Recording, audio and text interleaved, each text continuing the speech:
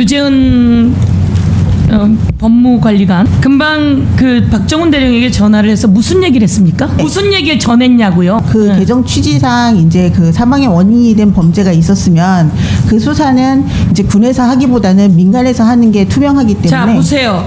그러면 그게 사망 사건의 범죄가 개입된 것이다 라고 수사하는 과정에서 그게 나와야죠. 내가 물어보고 싶은데, 자, 군사법원법이 개정됐어요. 개정된 1항에는 범인 범죄 사실 증거를 수사해야 된다 이렇게 나와 있어요. 그럼 박정훈 대령이 그리고 제1광수대가 이거 수사해야 돼요, 안 해야 돼요? 변사 사건인 경우가 나왔을 경우에는 범죄를 수사하는 과정에서 그게 나왔어요. 범죄를 수사하는 과정에서 나왔으면 이첩하는 거죠. 그렇죠? 수사권이 없다고 말씀드리는 게 아닙니다. 완전 직권남용이에요. 이첩할 때 이첩 인계서는 봤어요, 안 봤어요? 자, 인계서는 받았습니다. 이첩 인계서에 죄명 그리고 피혐의자 그리고 피혐의 내용 이런 거 쓰게 되어 있어요, 안 되어 있어요? 저희 훈령상은 인지 통보서로 넘기게 돼 있고요. 박정훈 인지 수석의 통보서에 그렇게 수사장님은 쓰게 되어 있어요, 안 인계서로 돼 있어요? 넘기셨습니다. 자, 인지 통보서도 그렇게 되어 있고 사건 인계서에도 그렇게 되어 있어요. 그런데 이 군사법원법이 바뀐 이유는 뭐죠? 이종석 국방부 장관과 같은 사람이 아니면 대통령실 800-7070이 전화 와서 이 사건에 개입할까봐 바뀐 거예요. 그런데 딱 맞게 개입을 한 거예요. 이종섭 장관이 전화를 7070으로부터 받고 이첩을 보류시키는 거죠. 그 과정에 유재원이라고 하는 사람을 쓰게 되는 거예요. 유재원 법무관리관은 그런 전화를 하면 돼요, 안 돼요? 안 되는 거예요.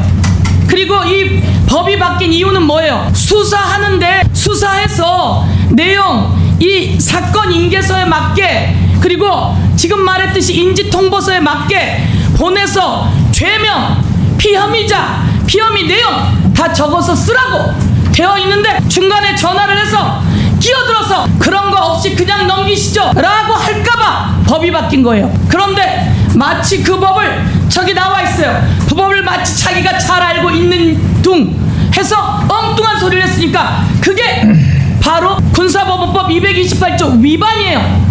그리고 이종석 국방부 장관은 제가 이첩 보류시킨 겁니다. 자, 저 법에 의해서 이첩 보류시키면 법 위반이에요. 위계에 의한 공무집행 방해예요. 대통령실에서 전화 왔고 이종석 국방부 장관 다시 한번 묻겠어요. 800-7070 누구한테서 온 전화입니까? 그건 말씀드릴 수 없습니다. 말 못하는 자가 범인이에요. 그렇지 않습니다.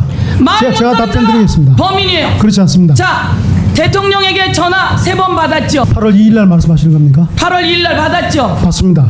그리고 8월 2일 날 전화 받았는데 무슨 내용으로 전화를 하셨나요? 전화 내용 밝힐 수 없고 다만 밝힐 수 없는 말씀드리는 사람이 것은 범인이에요. 아닙니다.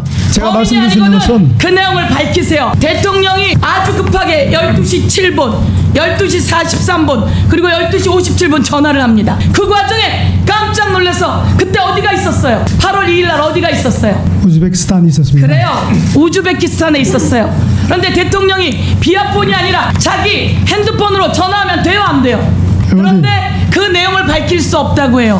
그 전화를 받으면서 박정훈 대령을 보직해임을 통보해요. 대통령이 전화를 했는지도 밝힐 수 없다.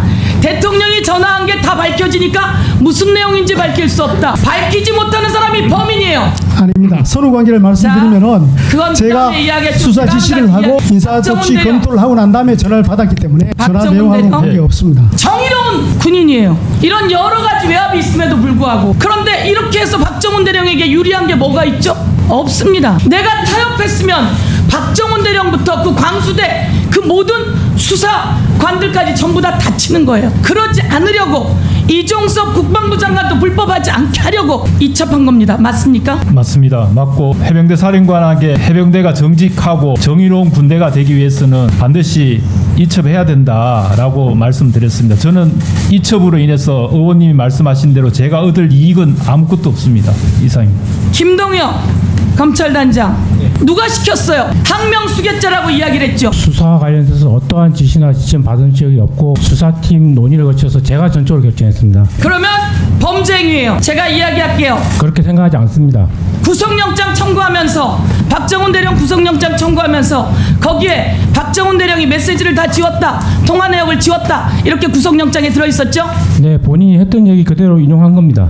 본인이 그런 얘기 했습니까? 새빨간 거짓말입니다. 그 증거를 인멸하는 사람이 어떻게 수사관한테 검사한테 나는 문자를 다 지운다 이런 얘기를 하겠습니까? 그 그래서 전후 그 과정을 얘기는 설명을 드리면은 새빨간 거짓말입니다. 자, 네. 새빨간 거짓말을 구속영장에 쓸 수 있는 그 칸은 거짓말한 적 없습니다. 얼마나 부었길래 그런 칸이 부어서 그런 거짓말 구속영장을 쓰죠? 거짓말한 적 없습니다. 자, 그런데 공수처에 그러면 본인은 핸드폰 제대로 냈어요? 네, 제대로 냈습니다. 제대로 냈는데 무슨 폰을 냈어요?